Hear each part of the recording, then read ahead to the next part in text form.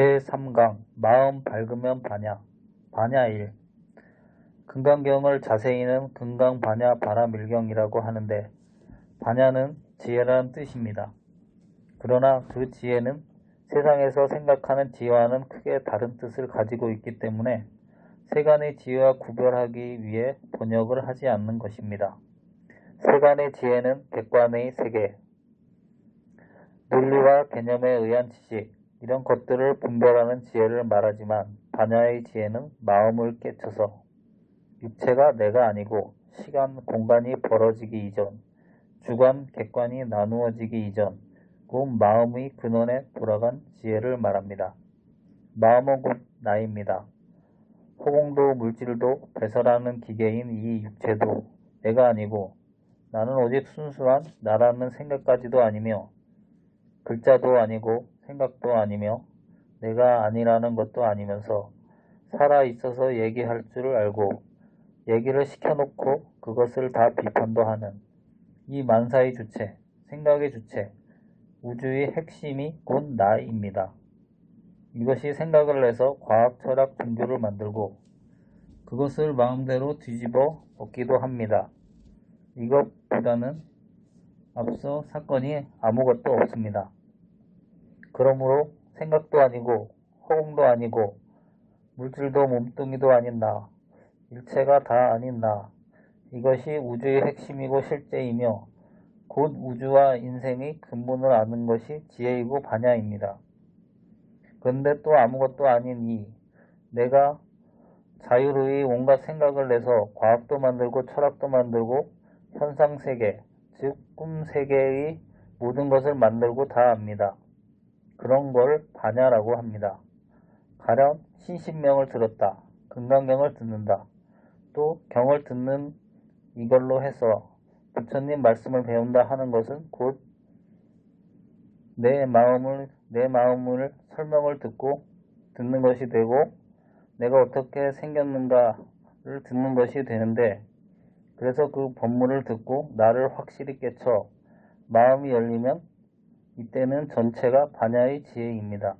내 마음을 어떻게 깨칠지는 정신 바싹 차리고 금강경 법문의 핵심을 그대로 들어서 따라가다 보면 결국 마음을 깨치게 되고 반야를 얻게 됩니다. 부처님의 많은 제자 가운데 마음을 깨친 법을 가장 정통으로 이어받은 분이 우두머리 제자이신 마하가섭 존자입니다. 또 이 어른이 마음법을 정통으로 전해받은 분이 이조 아란 존자이고 이렇게 내려가서 38대 조사가 되는 분이 바로 유명한 달마대사입니다. 이 달마대사는 중국에 오셔서 선종의 초조가 되셨고 마음 깨치는 법을 해가 스님에게 전해주셨습니다.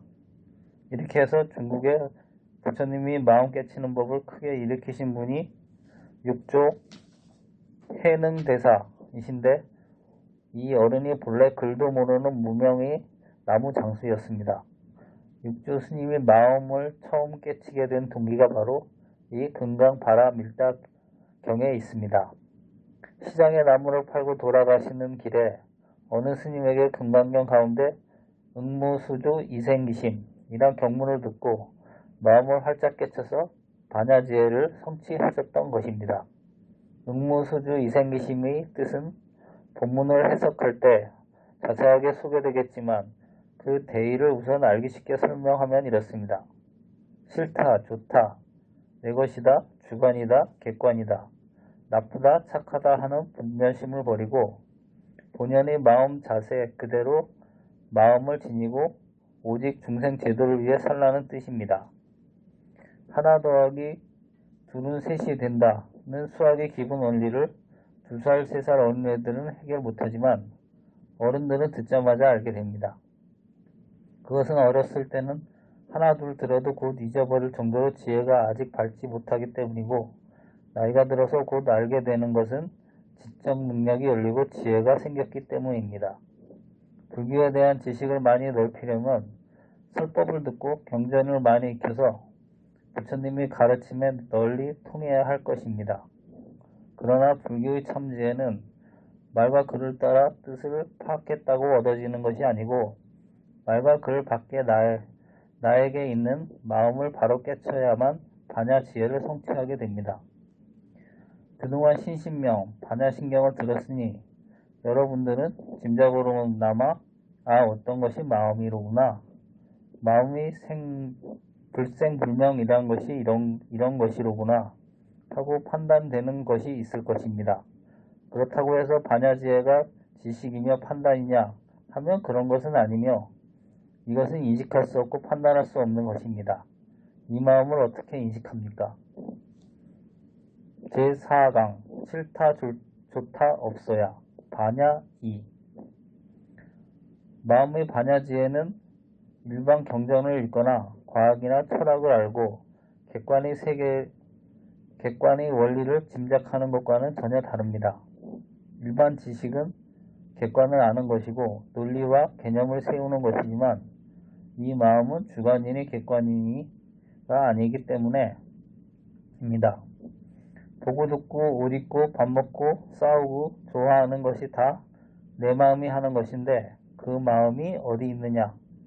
이런 일을 할 수 있는 이 마음이 곧 나를 어떻게 찾느냐? 그 해명을 먼저 번에 우리가 공부한 신신명의 첫 구절에서 잘 풀이해 주었습니다.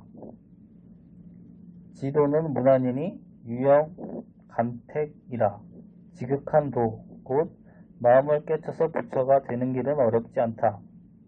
쉬운 일 가운데 가장 쉬운 일이다. 밉다 곱다 싫다 좋다 하는 간택만 없으면 된다. 그 한 것이 그것입니다. 그러면 이 말이 가리키는 속뜻은 무엇인가? 그 말의 조리를 알아야 합니다. 우리는 흔히 말의 조리를 놓치기 때문에 그 속뜻이 막연해지고 확실히 깨닫지 못하게 됩니다. 여기서 부처가 되는 길은 어렵지 않다는 말은 다름이 아닌 마음을 가리키는 것입니다. 이 마음은 물질도 허공도 남성도 여성도 아니고 선악도 아니며 지식이거나 사상은 더욱 아니고 예술도 정치도 물론 아닙니다. 아무것도 아닌 이것은 수정보다 더 깨끗하고 망상과 잡념이 없는 순수한 상태로 살아있을 뿐입니다. 그런 이것이 천당 가려면 천당 가고 지옥 가려면 지옥 가고 사생육도를 돌아다닙니다. 알듯 말듯한 소리입니다. 이것을 더 쉽게 말하기 위해 내 마음을 깨쳐 부처되기란 곧 생사해탈하기란 제일 쉬운 일이다. 그런데 그렇게 쉬운 일이 왜 쉽지 않은가? 그것은 다름 아닌 꼭 마음을 깨쳐서 부처가 되어야 하겠다는 그 생각 때문입니다. 그것이 장애가 되어 마음이 드러나지 않는다고 삼조 승찬 스님께서는 간절히 일러주신 것입니다. 생각해보면 눈을 껌뻑껌뻑하다 깨칠 일이고 세수하다 코 만지기보다 쉬운 일입니다. 이 마음이 모든 생각의 주체이고 학문의 주체이며 온 우주의 주체요 인류 문화의 주체입니다. 그러므로 이 마음을 깨쳐 부처가 되고 생사초월하여 우주의 자유하기란 참 쉬운 일 가운데 쉬운 일입니다. 이 깨치려는 마음만 집어내면 된다는 것입니다. 신신명이 146구절이 다 이것을 되풀이한 것입니다. 신신명은 계속해서 단막 증해하면 통연 면백하리라 했습니다. 이것은 좋고 다른 것은 나쁘다. 이 분별만 내려놓으면 툭 트이어 환히 명백해진다는 것입니다. 깨치려는 마음, 이것이 최후의 장애이니 이것만 버리면 진짜 마음 밖에 남을 것이 없습니다. 눈을 세 번만 깜빡깜빡 하면 탁 드러날 텐데 그것을 또 바라면 틀립니다. 그래서 옛날 도인들이 선지식을 찾아다닌 것도 전부 이 때문입니다. 알듯 말듯한데 알 수 없으니 선지식을 천명 만명 찾아다니며 무슨 말 한마디 눈짓 손짓 한 번에 가르친 가운데 깨치려는 것입니다.